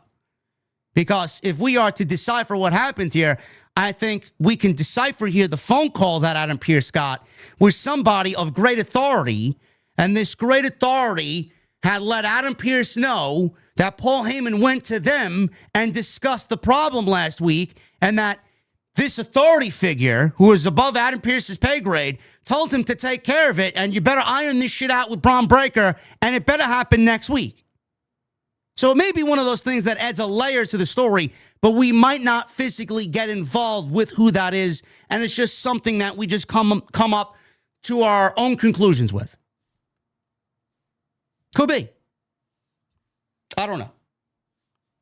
But Adam Pearce, he wants Breaker in the building next week, and he wants to fix this with Braun Breaker. Now, I think Paul Heyman, being that he's Paul Heyman, has already gone and made the appropriate moves to facilitate Adam Pearce getting in trouble. I think we can all come to that conclusion. Braun Breaker clearly is going to be in the Royal Rumble. Paul Heyman wants Braun Breaker in the Royal Rumble. Why wouldn't he? He's his star guy. Adam Pearce is going to sit down with Braun Breaker next week and lay it out. What you did was put your hands on an official. No matter if you think or Paul Heyman thinks that I put my hands on you first, you physically grabbed me with intent to maim. It's exactly what he did. If the Vision did not hold Braun Breaker back, Adam Pearce would be cut in half. So Adam Pearce understands this. Adam Pearce understands that whoever he spoke to on the phone wants this situation settled. Braun Breaker should be in the Rumble. Paul Heyman will see that happen. Braun Breaker is going to sit down with Adam Pearce. The suspension will be lifted. You will be included in the field of 30 for the Royal Rumble. But what you're going to have to do is, if you want to prove to me that you are the guy, that you deserve another shot, that you want CM Punk for the World Heavyweight Championship, and that you belong in the discussion, like Heyman's been saying for months now, this is the next WrestleMania main event, I will lift the suspension. But you have to enter the Royal Rumble at a number of my choosing, and my choice is number 1. Breaker could go on a fucking streak of the most eliminations ever if they want to build the Royal Rumble around Braun Breaker. Would that make the Royal Rumble even more exciting? to see Braun Breaker eliminate 14, 15 guys and set an all-time Rumble record and maybe go on to break Gunther's record of 1 hour and 11 minutes. Is Braun Breaker capable of something like that? Yes, he is. He absolutely is. I think the Rumble leverage is absolutely going to be used in a way to get Braun Breaker's suspension lifted. And again, I don't know who called Adam Pearce. I don't know if this was facilitated by Paul Heyman. I don't know if it was Triple H, Dwayne, or someone else that mysteriously is above Adam Pearce's pay grade. We don't know. Is it something that's going to come to light next week? Are we going to find out who called Adam Pearce? Or like I said, is it going to be used as an aspect of intrigue and an aspect of intrigue only? But I thought what they did with Adam Pearce, the Vision, and now Braun Breaker showing up next week, I thought what they did to continue from last week was very good. Very good. Styles approached Adam Pearce next. Styles said his wife told him exactly what he was thinking. Go and kick Gunther's ass. He accepted Gunther's challenge. Adam Pearce made it official. They shook hands. Styles, Gunther, one-on-one, Rumble. Styles' career is on the line. I don't know. I don't know. Is it going to end? Or do we look at this more intriguing than we really should be looking at it? Asuka, she was in the locker room with Kairi Sane. Asuka said that Sane embarrassed her last week. Gee, I'm shocked about that. She said Kairi lost their titles, and she was the one who lost it last week. This hurt almost as much as Io turning on her, she said. Kairi Sane apologized and promised to ensure Asuka, we will make sure that you win the Royal Rumble. Kairi would do anything to have Asuka win the Royal Rumble. Asuka called her a good girl, and Asuka said, don't make me yell at you again. We don't need any more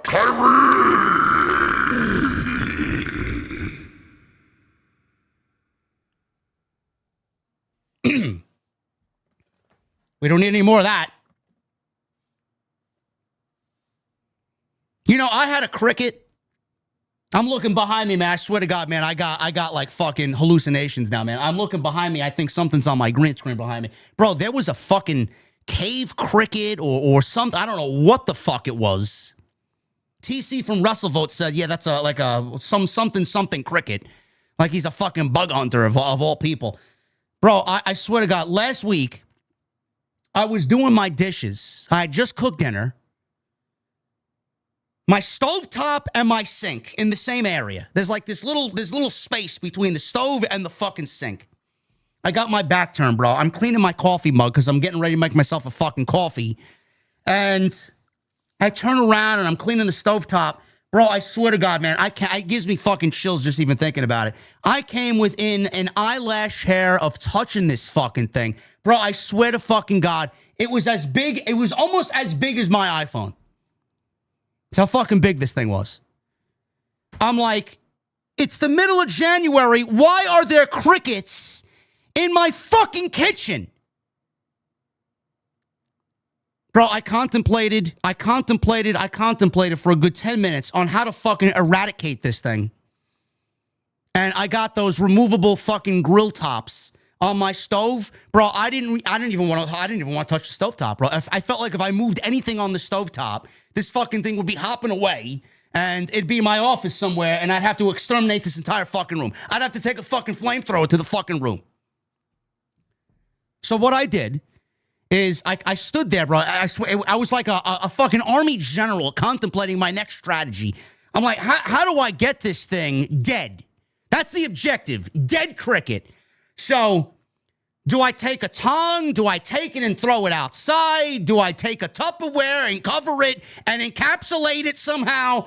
Bro, I swear to God, man, I decided I gotta kill it from above. It's got to be an aerial strike from above. So what I did is I go into my cabinet and I take a box of Barilla angel hair pasta and I get a step stool and I get on top of the step stool and I come down with all my force on top of this fucking thing. Now, the circumference of the box is small. If you make a misstep, it's over, bro. The thing is jumping away. The thing is jumping away, and it's fucking in my house somewhere, and I don't know. It's going to crawl underneath the cupboards. This could have been a disaster. It's one shot, one kill. All my force down with this box of Angel pasta, bro. I squish it dead. Thing starts twitching. It's twitching. I'm like, is it fucking dead? Is it dead? I start fucking pounding on it. It starts twitching. I see its leg in the air. It's fucking going in the air. I'm like, what the fuck's going on here? Bro, there was white ooze that came out of this thing to a point where I thought it was a fucking mutant, bro. I swear to God. I thought this was like, I thought this was Stranger Things happening in real life, bro. This came from a scientific lab somewhere, and I'm fucking going crazy. So it's dead. So I got to go take my vacuum, and I won't even touch this thing with a paper towel because, God forbid, it's still fucking alive. I go downstairs, I plug the vacuum into the kitchen outlet, and I suck this fucking thing up, and it's still in the vacuum somewhere dead. Haven't looked at it. I won't touch that vacuum again. Thank you for coming to my my horror story of crickets somehow still jumping around in the middle of January when all of them should be fucking dead.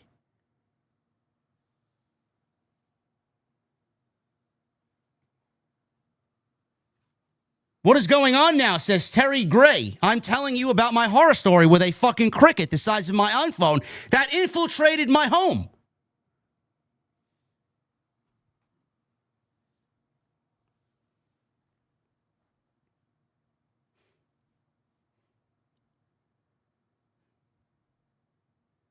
Did you cook that pasta as victory? I did not, Kingdom Kid. I did not. It probably still has cricket guts all over it because I put it back in the cabinet. I won't even want to look at it, man. It may mutate into another cricket. I don't fucking know. But I tell you, man, every time I walk into the kitchen, man, I get fucking like chills, the bad kind of chills. I'm looking around, I'm thinking fucking things are on my wall. Bro, this thing gave me PTSD. Terrible fucking... When did it happen? Tuesday last week? Wednesday? Oh.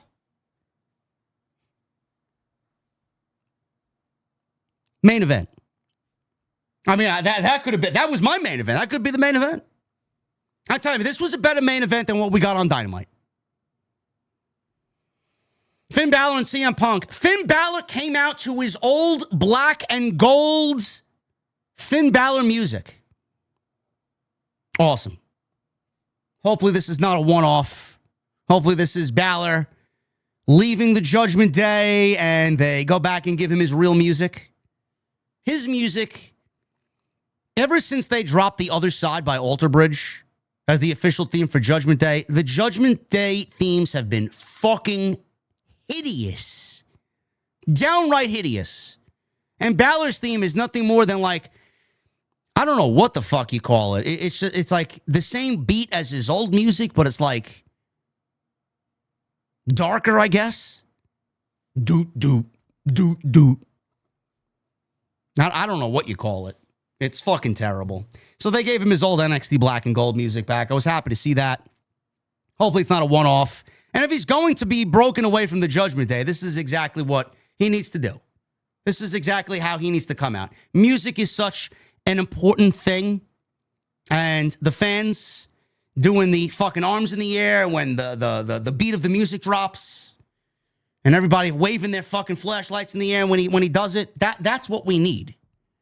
I know it doesn't work because he's a heel, or it hasn't worked and shouldn't have worked because he's a heel, but now that we're kind of getting closer and closer to Balor becoming a babyface, I genuinely think this is the time.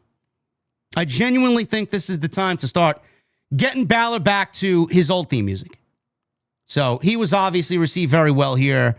CM Punk, he came out, fans were singing his song, but obviously this was a very pro-Balor crowd. Big match feel.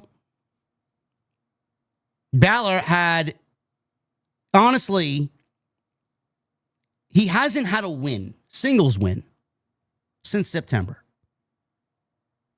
This is a long time. Why he deserves a championship match? Well, Punk mentioned Balor as one of the guys he wants to wrestle. And they're in Ireland, so WWE thought this would be a great main event. They wrestled back and forth. There were dueling chants for Balor. And as my PC is acting up here, dueling chants for Balor.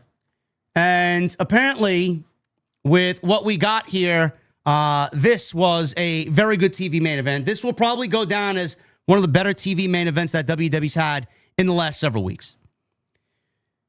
They wrestled back and forth, dueling chants for Balor and Punk. Punk hit a suicide dive, sending Balor over the announce table. Punk posed on the announce table to some boos as they go into a commercial break. Balor avoided a countout. Punk took control. Punk hit a lifting knee strike and a bulldog after the break for 2.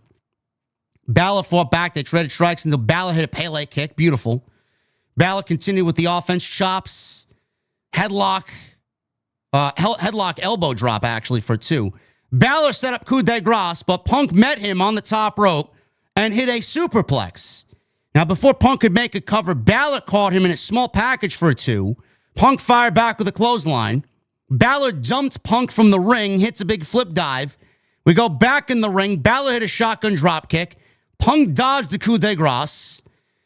Crowd starts booing because Punk hits a GTS. Balor kicks out. So the fans obviously loved Balor kicking out. Punk hit a few elbow drops. He applied an Anaconda Vice. Balor got to the ropes to break the Anaconda Vice. Balor fought out of a GTS, followed with a sling blade, 2 shotgun drop kicks, a coup de grace, and I legitimately thought this was the end of the match. The 2 shotgun drop kicks, sending Punk into the turnbuckle, the sling blade, then the shotgun drop kicks, the coup de grace. I thought that was it. For a brief second, WWE bought you in. They sold you on him winning the title. Punk kicks out. So Punk went for a GTS. Balor counted into a roll-up. Balor went after Punk. Punk used a single leg takedown.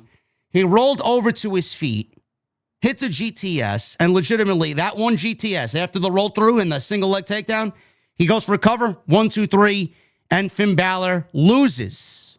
CM Punk retains, and CM Punk is still the World Heavyweight Champion. Punk held Balor to his feet after the match. They had a couple of words. They shared a hug. Punk raised his hand. The fans applauded. And Balor nodded at Punk before leaving the ring.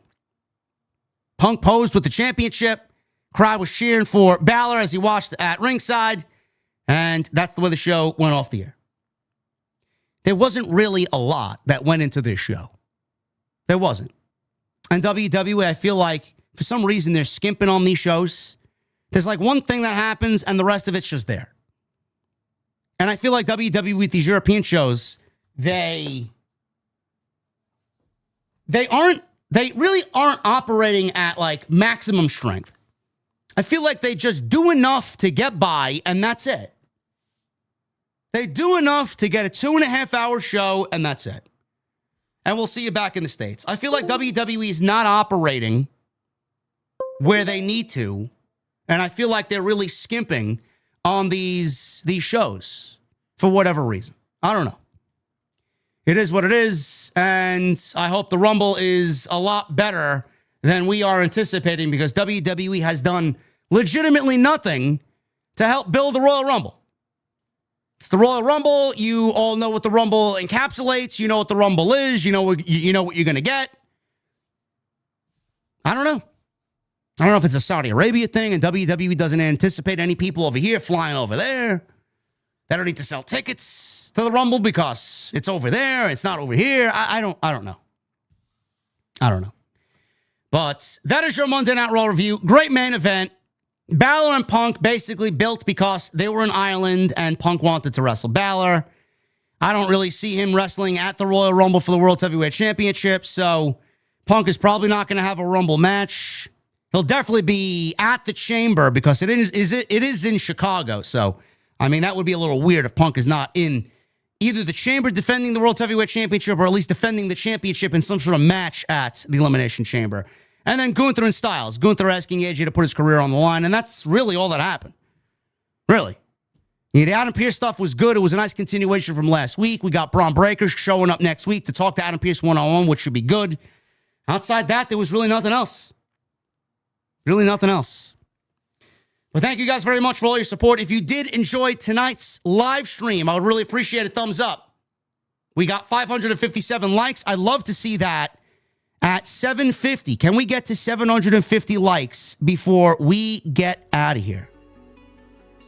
That's your objective. That's your goal. Hit that thumbs up.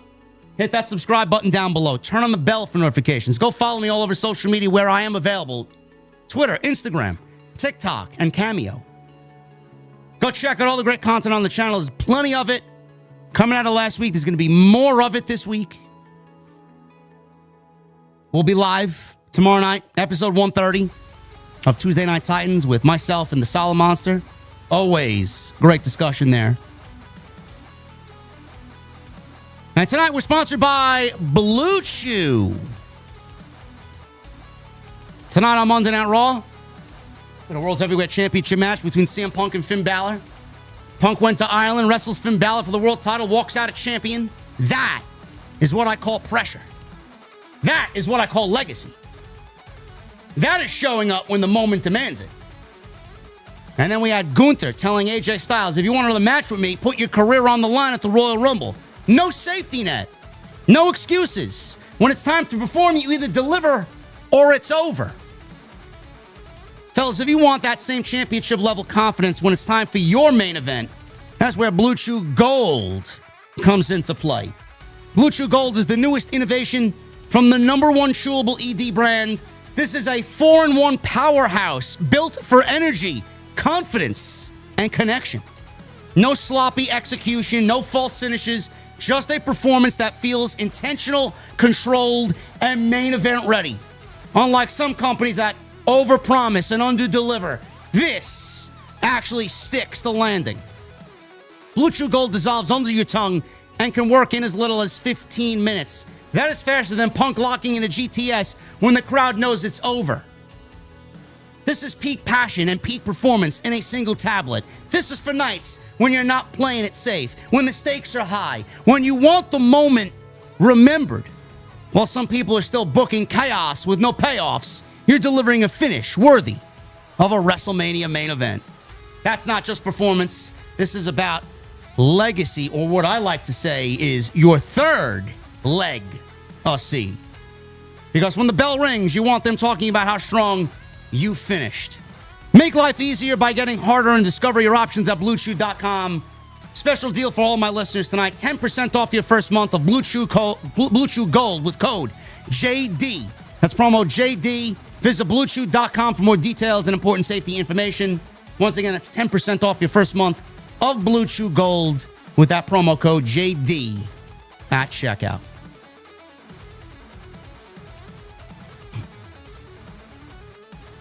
Let's get into these super chats, and then I am going to jump on out of here. Michael Krause with a $2 super chat and a 25 months. Thank you for the recommitment, Michael. JD, OTS, how was everyone's weekend? Let's go. Yeah. Also, I just want to say 2026 is your year, JD, for bigger and better things for OTS. We are all thankful for everything you do. You are a great friend to all of us. Thank you, Michael. Appreciate that, brother. Thank you very much.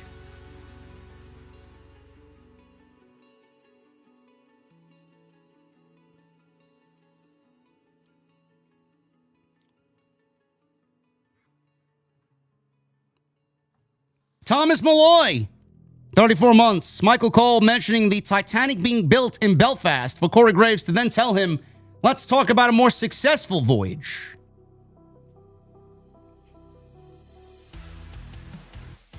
Gotta love Corey Graves, huh? Main event, Crawley, 81 with 38 months. Trey Miguel might have done a smart move by betting on himself. Either go back to TNA or go to WWE. Baltimore Jackson with the 199. I was sick last week, but it's great to be back. OTS for life. Thank you, Baltimore Jackson. Hopefully you are better, man. Michelle with a $2 super chat. Do you think Punk walks into WrestleMania as the champion? I do. MGM Bowling with a 50 months. Next time you play Red Skies twice in the intro, you should roll down the window in between takes and do the run it back gesture. One time for the pop. I will keep that in the back of my mind, bro. We'll wait for the most egregious and most offensive Dynamite to pull that one off. Walker Stubbs with a $4.99. Imagine if Finn won. Wouldn't that be something? But if they actually put some effort into Finn, I would have believed he had a shot. Yes. Finn Balor is still excellent. Absolutely. He looks great. He wrestles great.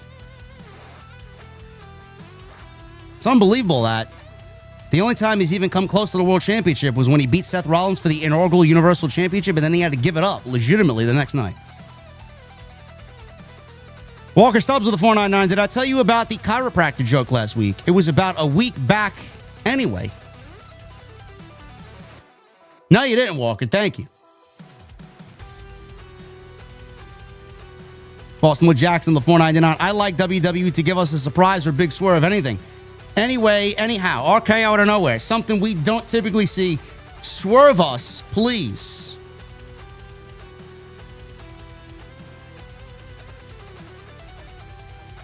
That's what the Rumble's for, brother. Hopefully they got something big planned for the lack of effort that they're putting into the build. Lenin with a $20 super chat. TNA production missed JD's drum intro. Yeah. Just blame it on Moose. I don't know why my stream deck is not working. I don't understand why. I can't even switch transitions. I don't understand it. I got to do it all manually.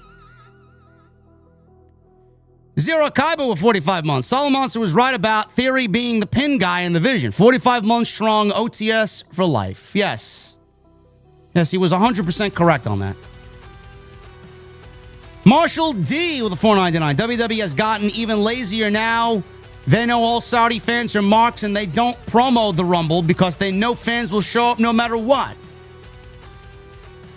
That's a terrible mindset to have. It's just an awful mindset to have. Marshall D with a $4.99. I know I'm probably going to upset someone, but there's no reason why mediocre Maxxine Dupri should be on television. Yeah, man, she had a couple good matches with Becky, and I genuinely feel like they've gotten progressively worse, honestly.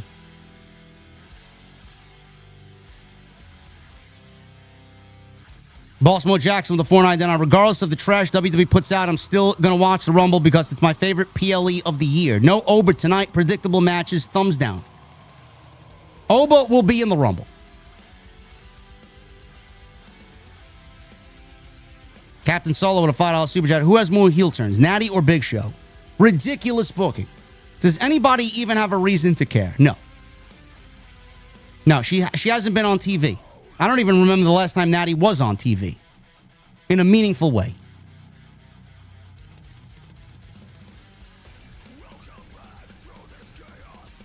Marshall D with a $4.99 and a $1.99. Can Maxxine go on her honeymoon so I don't have to see her? She wrestles like she's in outer space. Slow as fuck. No hate, just facts. TNA is ass.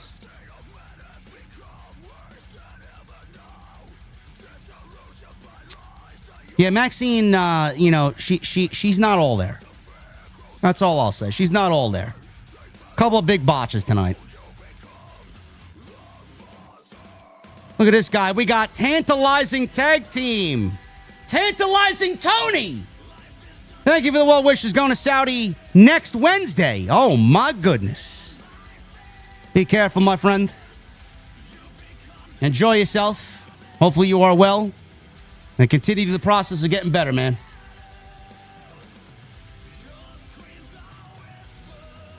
C. Dow, 123 with an Australia $5 super chat. What's up, JD? I'm ready to buy a Mustang finally. Can't decide between a Mach 1 or a Dark Horse.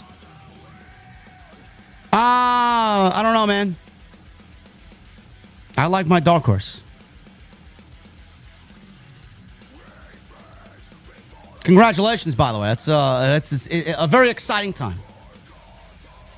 Bossmo Jackson with the 199. AJ debut was Rumble 2016. It comes full circle. Sure.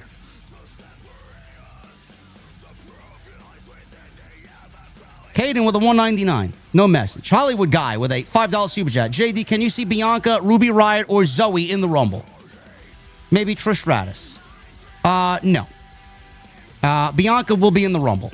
Zoe Stark, possibly. Trish Stratus, Ruby Riott, she's with AEW. She's Ruby Soho. She's not going anywhere.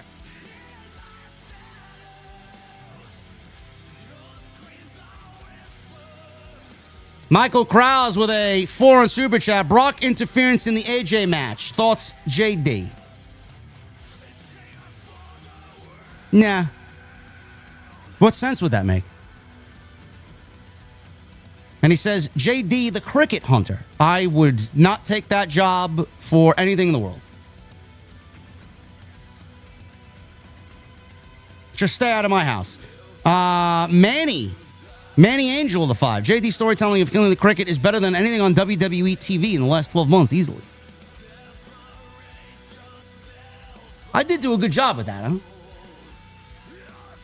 Scott C, what's up, brother? $4.99 and a $1.99. My first video I watched of you was 2016 SummerSlam. I remember you mentioned Solo because he showed up for meet and greet at a bar. OTS for life, 10 years. Happy 10 years to you and Solo as well for that meet. Well, we both appreciate that, Scott C. I appreciate you, man.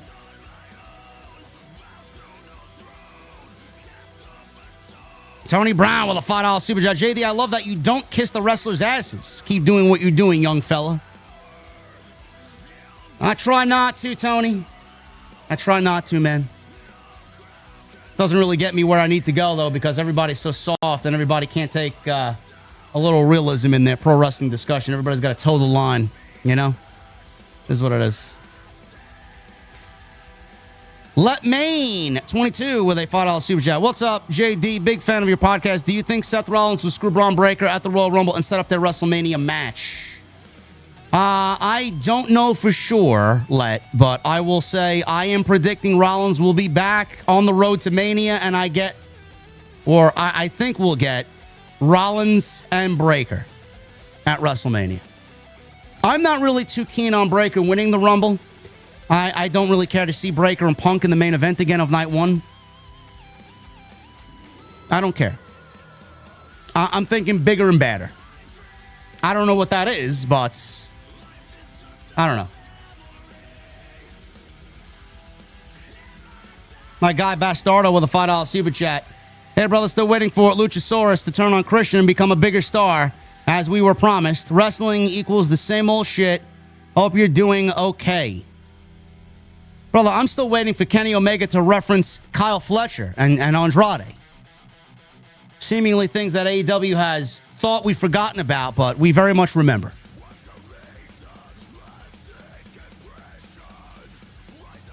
Tony Brown with the $2 super chat. Interference would make AJ stay longer until WrestleMania. Yeah. I just don't know what AJ or why Lesnar would interfere in AJ's match with Gunther. What sense does that make?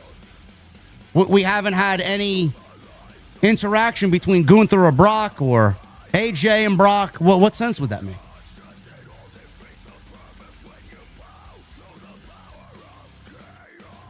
Ryan with a $6.99. JD, appreciate all that you do, brother. Never miss your streams. I appreciate that, Ryan. Thank you for being here, man. And Venom Supreme with a $2 super chat. He asks, hey, chat, what's JD's cricket finishing maneuver?